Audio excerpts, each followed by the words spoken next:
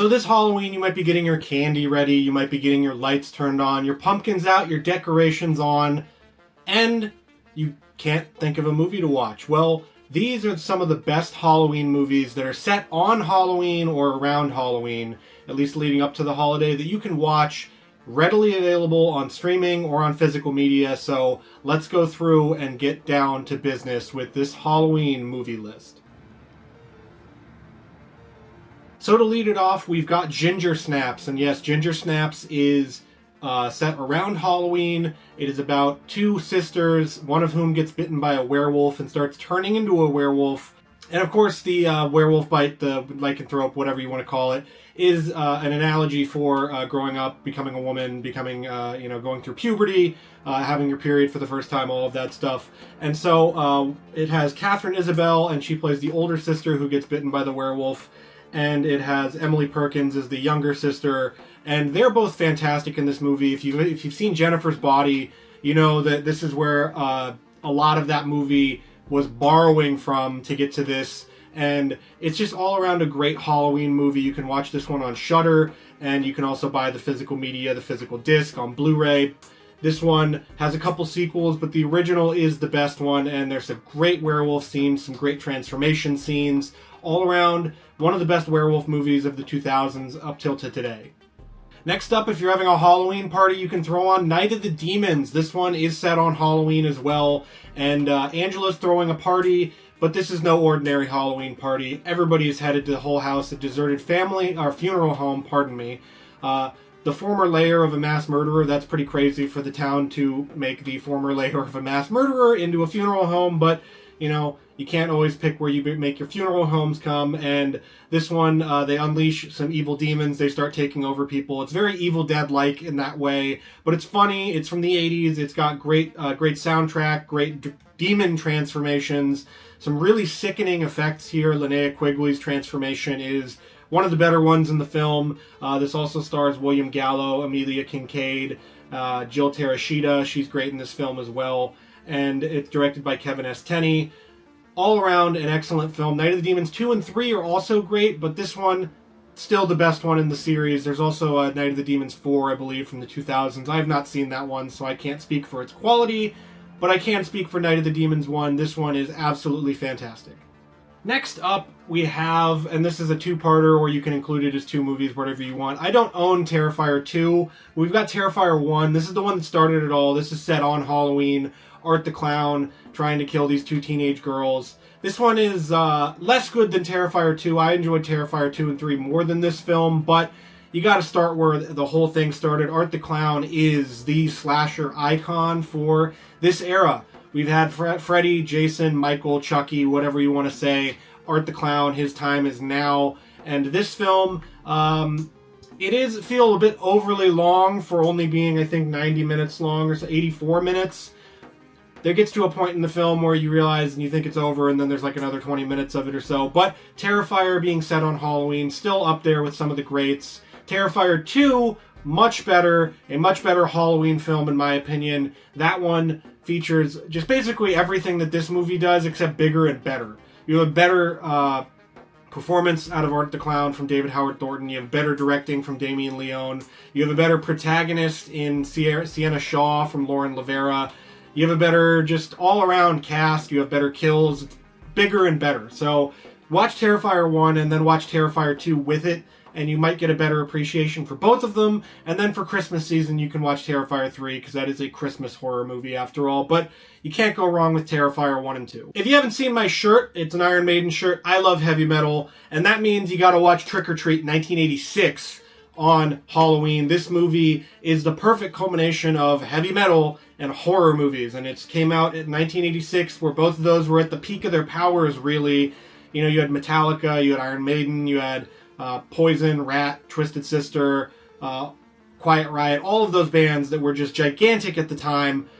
And then you have horror movies with, Freddy, Jason, Michael, all making their big coming out parties basically here. This one, it features Ozzy Osbourne and Gene Simmons and some cameos. Ozzy Osbourne plays a preacher. Gene Simmons plays a radio DJ. Comes from director Charles Martin Smith. This one, it basically is the plot. It goes like this. this really tortured, sort of bullied kid in his high school brings back the dead heavy metal singer of his favorite band to come basically do his bidding and right the wrongs in his life. So he starts killing the bullies and he tries to get the girl with him and all of that. It's excellent. There's a scene at the end that is just to die for, really. The soundtrack by Fastway is legendary. This one was not available on physical media for a very long time, up until this 4K release from Synapse. And this is, if you don't have this in your collection, you can get the standard edition, whatever. This is one of the best physical media releases ever, especially with this packaging and this art and all of this, all culminating in just an excellent, amazing Halloween film, especially for fans of heavy metal and especially for fans of horror. You can't go wrong with Trick or Treat watching this one on Halloween. So this one is the only one that's really not set on Halloween, but I couldn't help myself. I had to include Fright Night. Fright Night is just legendary. It is one of the best vampire movies ever made. And I mean, if you're making a list about horror movies and Halloween, you kind of got to include vampires. So including Fright Night on this and just the poster, everything screams Halloween to me. This movie feels, it's, you know, you're watching, and you watch those old movie marathons with horror hosts like Joe Bob or Elvira or Svengoolie, and you get the same thing here with Peter Vincent, except it's Charlie Brewster trying to get Peter Vincent to help him to kill a vampire that moved in next door to him.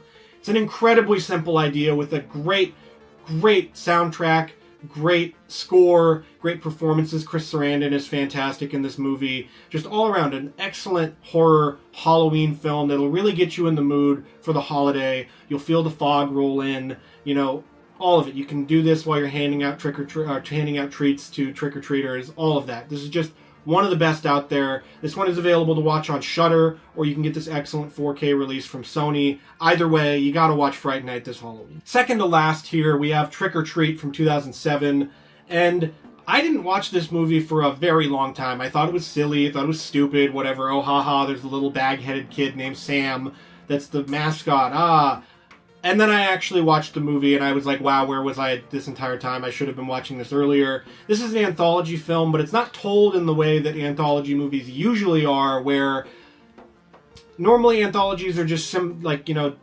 shorts basically stitched together into a movie. This, however, is an anthology film that follows these different stories, but they all kind of culminate, and they mix and match and weave into each other. And so that's the genius of Trick or Treat. And you get an excellent directing performance here from Michael Dougherty. You have Brian Cox, you have Anna Paquin, you have Leslie Bibb in the opening section. Just all around great. That makes you feel like the past, the present, and the future of the holiday all in one.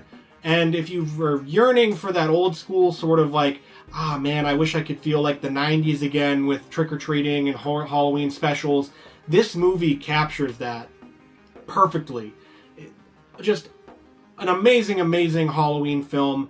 And this one, I know a lot of people talk about it. Spirit Halloween has kind of kept it alive with all the merchandise, the Sam and everything.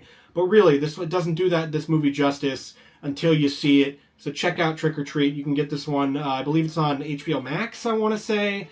Or at least it was. And then you can get the physical version of it from either Arrow Video or Scream Factory. So if you would like to know how my Halloweens are always spent, I'm always at home. I'm not at Halloween parties. I throw my Halloween party the weekend before Halloween. I am always at home watching these two movies. And it's easy because they are the best. It is the best of the best, and that's Halloween and Halloween 2, the original one from 1981. So, how do you watch these? What's the best way to watch Halloween? Well, you can go on Shudder, you can go on streaming, whatever you want. You can get a VHS copy of it. This movie is everywhere. It's on Peacock. You can get everything. I don't care where you're watching it, how you're watching it, what format you're watching it on. You put on Halloween just as the trick-or-treaters are slowly starting to sort of die down. And the night is getting longer, the fog rolling in, and the only light you should have is of the TV, and maybe if you have some orange twinkle lights and the jack-o'-lanterns you have on your front porch. Other than that, no light whatsoever. And as you can hear the kids off in the background drifting away, turning into the night, and as Michael is stalking Laurie Strode, as the movie hits its apex, the night just starts. And then as soon as Michael Myers falls and Dr. Loomis comes to save Laurie Strode, you transition into Halloween 2.